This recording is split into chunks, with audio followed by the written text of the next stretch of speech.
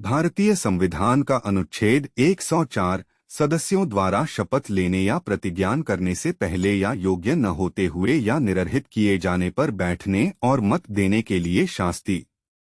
अनुच्छेद 104 उन सदस्यों के लिए दंड का प्रावधान करता है जो शपथ लिए बिना योग्य न होते हुए या अयोग्य घोषित होने के बावजूद संसद, लोकसभा या राज्यसभा में बैठते हैं या मतदान करते हैं। अनुच्छेद का सार। यदि कोई व्यक्ति अनुच्छेद 99 में वर्णित प्रक्रिया के अनुसार शपथ लेने या प्रतिज्ञान एफर्मेशन करने से पहले यह जानते हुए कि वह सदस्य के रूप में चुने जाने के लिए योग्य नहीं है या संसद द्वारा बनाए गए किसी कानून के तहत अयोग्य घोषित किए जाने के बावजूद संसद के किसी सदन में बैठता है या मतदान करता है, तो वह प्रत्येक दिन के लिए 500 रुपये का जुर्माना देने का उत्तरदायी होगा। यह जुर्माना उस सदन द्वारा वसूला जाएगा जैसे कि यह सदन द्वारा लगाया गया ऋण हो। सरल शब्दों में अनुच्छेद 104 कहता है कि अगर कोई व्यक्ति संसद सदस्य एमपी बनने की जरूरी शर्तों को पूरा नहीं करता है या अयोग्य घोषित होने के बाद भी संसद में बैठता है और वोट करता है, तो उसे हर दिन के लिए 500 रुपये का जुर्माना देना होगा। व्यावहारिक उदाहरण।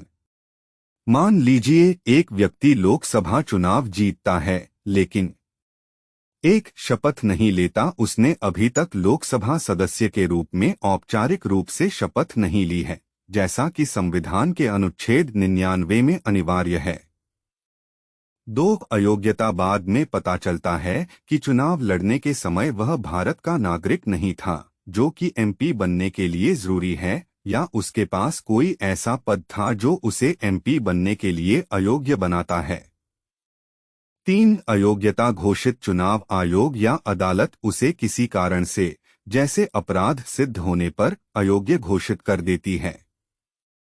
इन तीनों में से किसी भी स्थिति में यदि वह व्यक्ति लोकसभा में बैठता है और मतदान करता है, तो अनुच्छेद 104 के तहत उसे हर दिन 500 रुपये का जुर्माना देना होगा।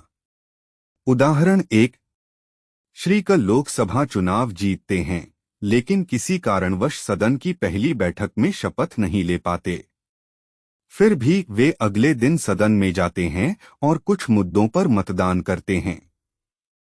अनुच्छेद 104 के अनुसार उन्हें उस दिन के लिए 500 रुपये का जुर्माना देना होगा क्योंकि उन्होंने बिना शपथ लिए मतदान किया। उदाहरण 2।